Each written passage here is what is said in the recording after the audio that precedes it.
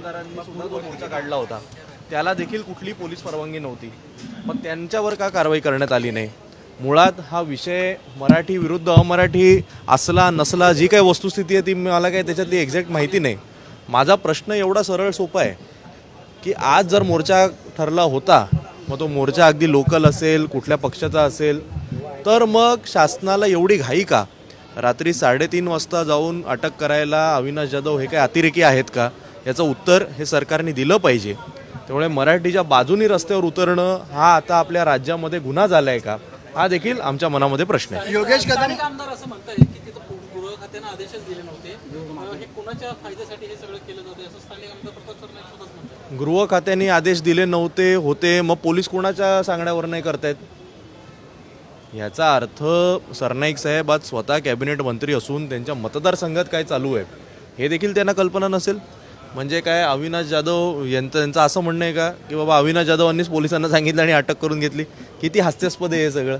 त्यामुळे स्वतःच पोलीस पाठवायचे, स्वतःच अटक करायची, रात्री 3:30ला अटक करायची आणि मग आता अंगाशी आल्यानंतर कुठेतरी झटकण्याचा केविळवाणा प्रयत्न हा प्रताप सरनाईक साहेब किंवा त्यांच्या सरकारकडनं होताना दिसत आहे. माझा परत एकदा सरळ सोपा प्रश्न आहे, विषय काय होता काय नाही होता यामध्ये काय मला काय 100% माहिती नाही, पण मराठी माणसाच्या बाजूनी आवाज उचलणं हा या सरकार हे त्याला गुन्हा मानतं का? 2 दिवसापूर्वी आशिष शेलार असं म्हणतात की पहलगाममध्ये धर्म विचारून लोकांना मारलं गेलं आणि महाराष्ट्रामध्ये भाषा विचारून लोकांना मारलं जातं आहे. म्हणजे मराठीच्या बाजूनी मराठी भाषेवर जर कोणी त्याचा अपमान करत असेल, मराठी माणसाचा अपमान करत असेल आणि त्याला जर कोणी फटके लगावले तर तो पाकिस्तानी दहशतवादी तुम्ही त्याला समजता. त्यामुळे ही जी काय भाजपची भूमिका गेल्या अनेक दिवसांपासून सुरू आहे, काल निशिकांत दुबेंचं तुम्ही वक्तव्य बघा, हे सगळी मुद्दामून एक प्रचंड मोठं कटकरस्थान हे मराठी माणसाचं मुंबईमधलं महाराष्ट्रामधलं महत्त्व कमी करण्याकरता रचलं जातं, एवढंच मी सांगू इच्छितो. त्यांचा अधिक प्रश्न असा देखील आहे की सध्याची अटक झालेली आहे मराठी कार्यकर्त्यांना, ही अटक केवळ हिंदी भाषिकांच्या व्यापाऱ्यांचं जे समर्थन करण्यासाठी सरकार केवळ त्यांचं समर्थन करते असं वाटतं? नाही, नक्कीच ना, कारण जो मोर्चा हा त्यांच्या बाजूनी काढण्यात आलेला, त्या दुकानदारांच्या बाजूनी काढण्यात आला. शेवटी तो एक इन्सिडेंट काय झाला ही पूर्ण वेगळी गोष्ट. पेढे भरवले, मला काही ठाण्यातल्या मनसेच्या काही पदाधिकाऱ्यांचा आत्ता फोन आला इकडे येताना, त्यांनी मला तो सगळा संपूर्ण किस्सा सांगितला. पेढे भरवले, मग पेढे का भरवले, मराठी मुंबईतली भाषात नाही, असा सगळा तो वाद रंगला आणि त्याच्यावरनं तो झाला.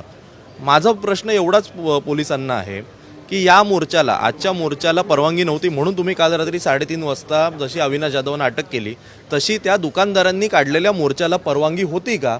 असेल तर ते पत्र तुम्ही आम्हाला दाखवा. योगेश कदम म्हणतात की आम्ही त्यांना जागा बदलायला सांगितली होती, तुम्ही दुसऱ्या जागी मोर्चा करा, आमची मोर्चाला परवानगी आहे. अहो, हे कोण ठरवतं? आजपर्यंत शिवसेना असेल किंवा इतर संघटना असतील यांनी हजारो लाखो मोर्चे काढलेत, जिल्ह्यात मोर्चे काढलेत. मोर्चांना परवानगी नाकारली जाते, मग मोर्चे निघतात. मला वाटतं हा एक रुटीन विषय आहे. शेवटी लोकशाहीमध्ये प्रत्येकाला जर सरकारचा एखादा निर्णय मान्य नसेल तर त्याच्या विरोधात आवाज उठवण्याची परवानगी आहे ना. कुठे हिंसा घडलेली का? कुठे काही चुकीचं घडत होतं का? केवळ मराठी माणसाची ताकद ही मीरा भाईंदरमध्ये दिसून येणार होती म्हणून हे सरकार घाबरलं. ज्याप्रमाणे 5 तारखेचा मोर्चा निघू नये म्हणून 240 आमदार असलेल्या सरकारने स्वतःचा GR मागे घ्यावा लागला, तसाच परत एकदा मराठी माणसाची ताकद दिसू नये म्हणून ही अटक करण्यात आलेली आहे. पोलिसांकडून असं पोलिसांकडून असं स्पष्टीकरण देण्यात आलंय की मोर्चासाठी परवानगी आहे, सगळ्या गोष्टीसाठी परवानगी आहे, मात्र फक्त रूट बदला, कारण गर्दी होऊ शकते, इतर गोष्टींचे प्रश्न उद्भवू शकतात. झालं ना, मी बोललो ना मी त्याच्यावर. आता isakal.com आहे देशातील नंबर 1 ची मराठी न्यूज वेबसाईट. प्रत्येक अपडेटसाठी isakal.com ला नक्की भेट द्या.